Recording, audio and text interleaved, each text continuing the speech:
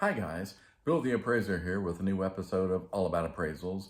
I had done one a couple of days ago on kind of so you want to become an appraiser or how do you become an appraiser.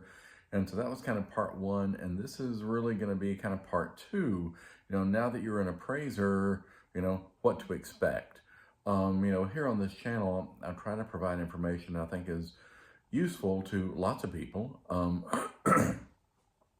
Kind of generic information that could be useful to, apprentice appraisers, maybe not so much other appraisers because if they've been in the business a while, they know, but homeowners, agents, brokers, maybe even, data collectors now that that's become a thing, as they say.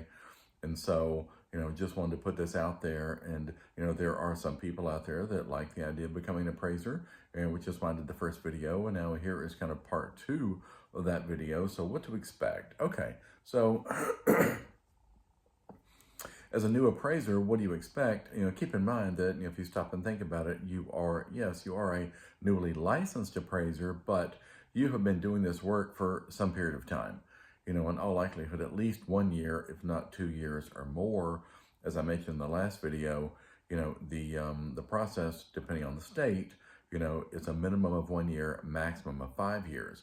Used to be a minimum of 2 years, maximum of 5 years.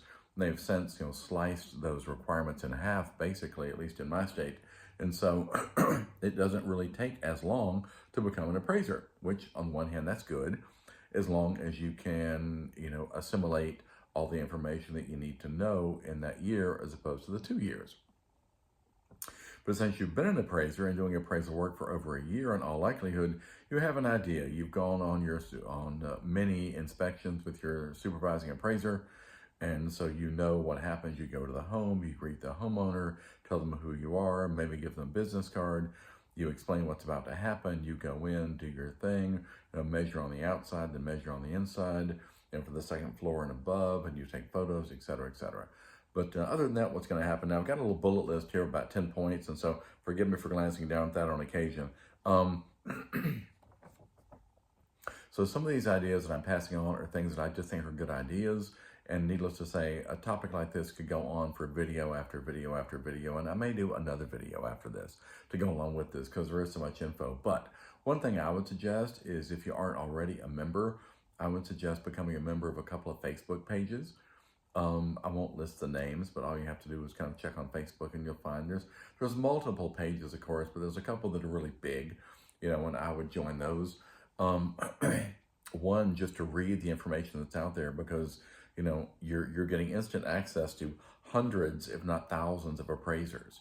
And so if you have a question, now realize that depending on what your question is, some people may kind of come back to you and, eat your lunch, so to speak. But, just have a thick skin and realize that, you can say, hey, I'm a newbie, I'm newly licensed, got a question here. And hopefully they'll be, fairly kind and forgiving and such.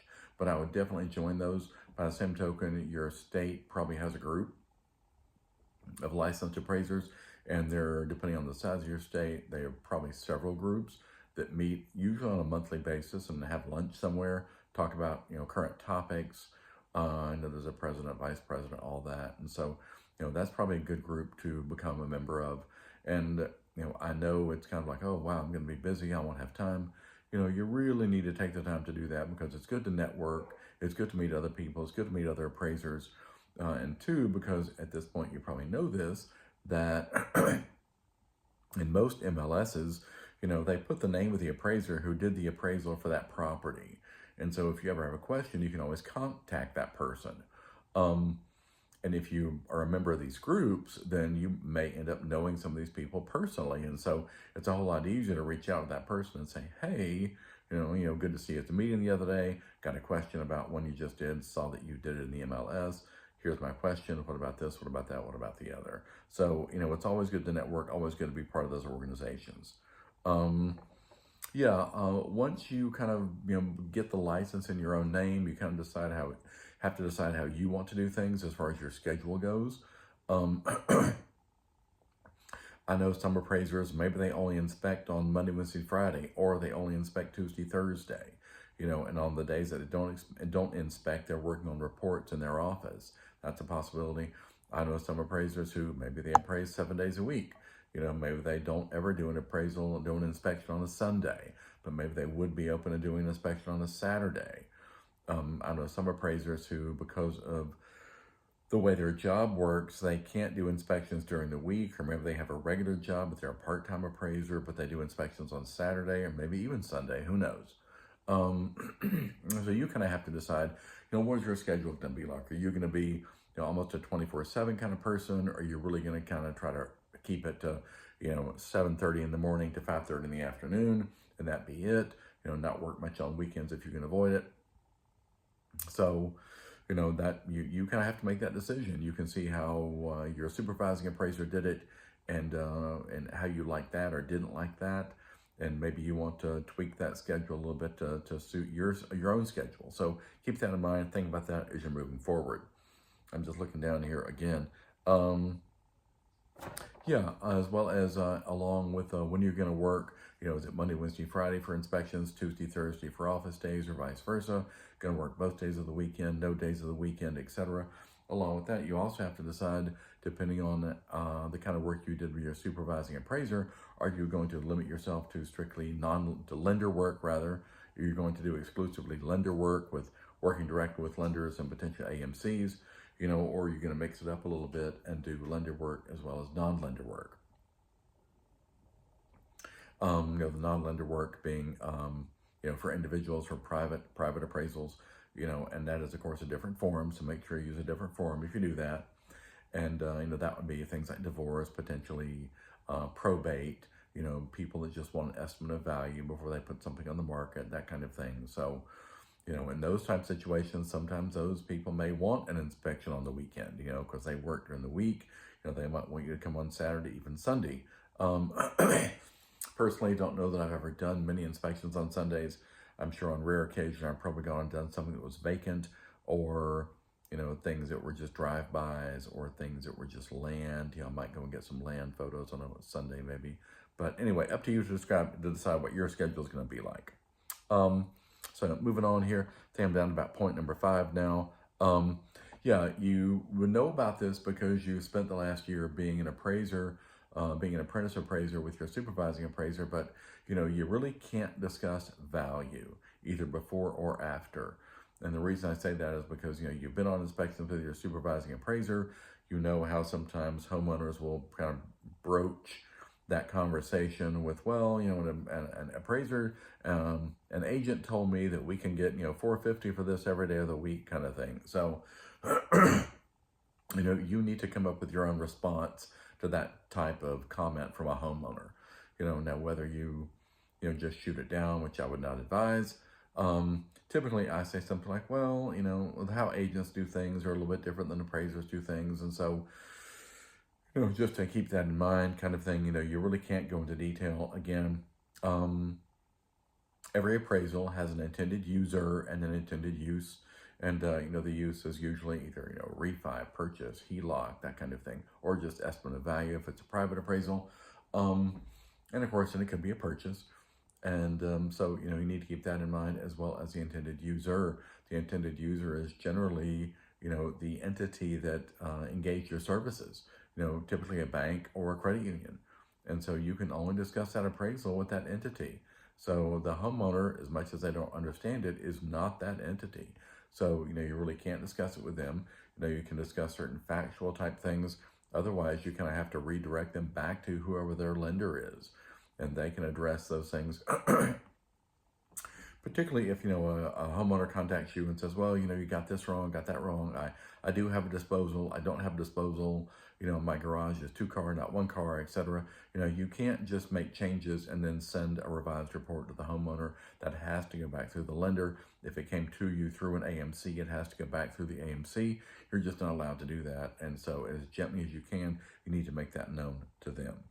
And looking back here at my list, yes, by all means, once you're the one who's going to do the inspection on your own, once your name is on the report, you need to be even more diplomatic and personable than you were before as an apprentice.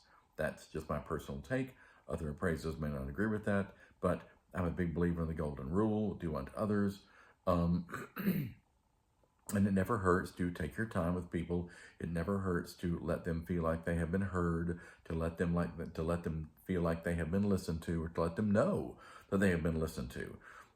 Personally, I tend to give people a business card and say, hey, if there's any information about the property, shoot me a text, shoot me an email, and that way I can just copy and paste it verbatim. I won't lose anything. I explain to people they can likely talk quicker than I can write. And so if they insist on me taking notes, that's fine too. I will do that and do everything I can to include all the information about the property that they've updated in the last few years, et cetera, et cetera. So just looking here, one last thing. Yes, as a general rule, if you haven't heard this already, as an apprentice, homeowners generally feel like the appraised value is likely lower than it really ought to be. No shock there. For all sorts of reasons, the reason the appraiser exists is because the appraiser is the impartial, unbiased, disinterested third party, no dog in the fight, no skin in the game. No one else can claim that, or no one else has that status. The homeowner does not, the agent does not, either the listing agent or the buying agent or the broker. So owners very often feel like their home is worth more than the appraised value. And very often I will explain to people that, my value is the value that it could appraise for. It's not what might they get for it. I'm not a gypsy. I'm not a seer. I'm not a psychic. I can't see it through my crystal ball, which I do not have. The person coming down the street who might offer them more than I can appraise it for. In the state I live in, we have a lot of people coming in from other areas, and they have sold their homes up north or out west, and they've come here, and they have a lot of money, and they're looking to buy something for cash. And so they're more than willing to pay more than a local might be willing to, because they have that disposable income based on their previous sale of their existing home. So again, this is a relatively short video, just a few topics to kind of keep in mind, as a new appraiser. But I think the information could also be useful to agents, brokers, homeowners, and such. The way things are seen, the perspective of the appraiser. And so any comments, by all means, feel free to put those in the description. And, feel free to hit the subscribe button and hit the subscribe button, subscribe button, and, join the channel. And thanks for tuning in. Thanks for watching this video. We will see you on the next one. Any ideas for that next video, feel free to leave it in the comments. Thanks again. Have a great day, guys. Cheers.